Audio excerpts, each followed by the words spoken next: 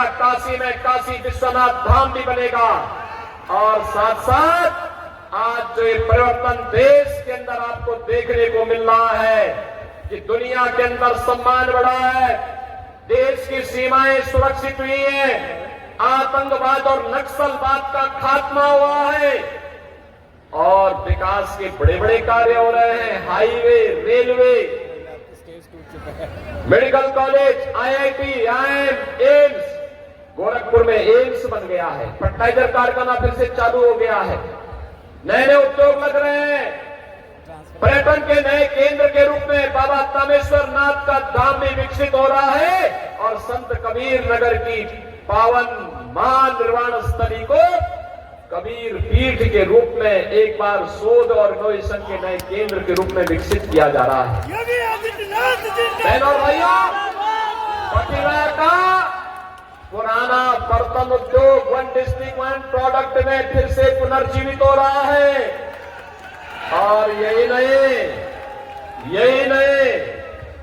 आज तो विकास के साथ साथ गरीब कल्याणकारी योजनाएं, याद करिए समाजवादी पार्टी के समय में लोग भूख से मरते थे, दवा के भाव में दम तोड़ते थे, किसान आत्महत्या करता था, नौजवान पलायन करता था, बेटी और व्यापारी की सुरक्षा खतरे में थी, सुबह की शुरुआत एक घोटाले से होती थी और सायंकाल आते आते किसी आतंकी वारदात या किसी वारदात की समाचार हमें देखने को मिलते थे। आज 80 करोड़ लोगों को मोदी जी के नेतृत्व में फ्री में राशन की सुविधा का लाभ प्राप्त हो रहा है। 80 करोड़ लोग फ्री में राशन 4 वर्ष से प्राप्त कर रहे हैं। मोदी जी ने कहा है अगले 5 वर्ष तक लगातार जारी रहेगा। बहनों और भाइयों, जो लोग आज पाकिस्तान का राग अलापते हैं, मैं उनसे कहना चाहता हूं कि पाकिस्तान के अंदर 23 करोड़ लोगों का पेट नहीं भर पा रहा है। वहां की सरकार, वहां पे 1 किलो आटा के लिए कैसे छीना झपटी होती है, जैसे मोहल्ले के अंदर कुछ जीव रोटी के टुकड़े के लिए आपसी छीना झपटी करते, ये स्थिति आज पाकिस्तान के अंदर आप देखने को मिल सकता है। और इसीलिए मैं कह रहा हूं, जो लोग पाकिस्तान का राग अलाप रहे हैं वे कृपया पाकिस्तान जाएं। पाकिस्तान में भीख मांगने के लिए उनको एक अवसर जरूर मिल पाएगा, वहां उनको भीख भी नहीं मिलने वाली है। 60 करोड़ लोग क्या आती आवाज, जो राम को लाए हैं,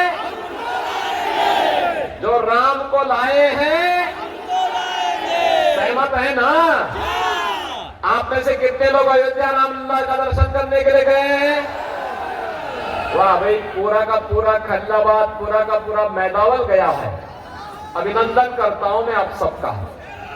बहनों और भाइयों, 500 वर्षों का इंतजार समाप्त हुआ है। अयोध्या में रामलला विराजमान हुए हैं।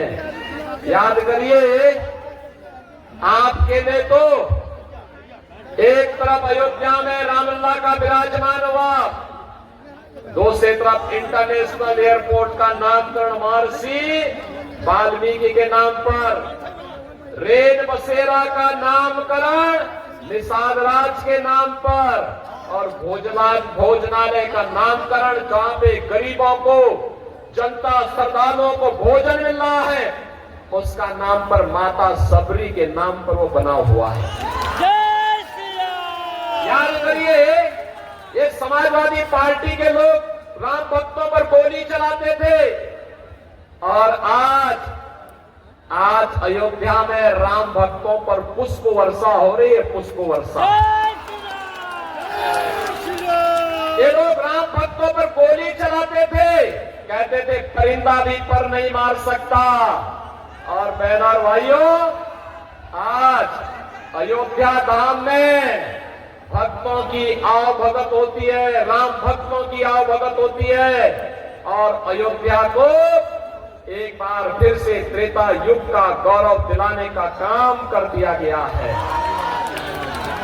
ये समाजवादी पार्टी राम भक्तों पर तो गोली चलाती है और जिन आतंकवादियों ने राम मंदिर पर आतंकी हमला किया था, उनके मुकदमों को बेशर्मी के साथ वापस लेने का काम करती है। अमरनाथ की इस पावन धरा को जिसने संत कबीर जैसे संतों के माध्यम से इस धरती की महत्ता को दुनिया के सामने रखा, पावन रूप से इस धरती को नमन करते हुए मैं आप सबका हृदय से अभिनंदन करता हूं, स्वागत करता हूं।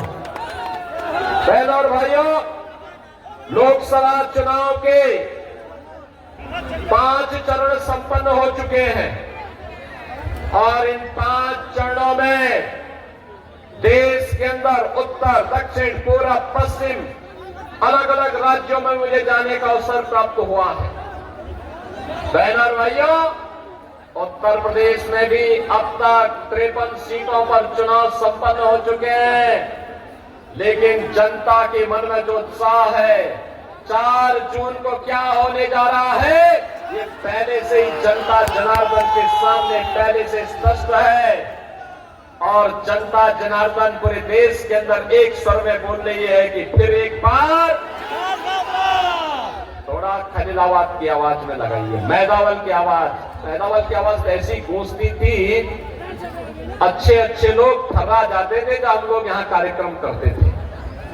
फिर एक बार, फिर एक बार, फिर एक बार, और अब की बार 400 पार। जब 400 पार की बात हम करते हैं तो बहनों और भाइयों, समाजवादी पार्टी को 400 सीटों पर चुनाव भी नहीं लड़ी है और वह कहती है कैसे होगा, तो जनता की ओर से आवाज आती है कि जो राम को लाए हैं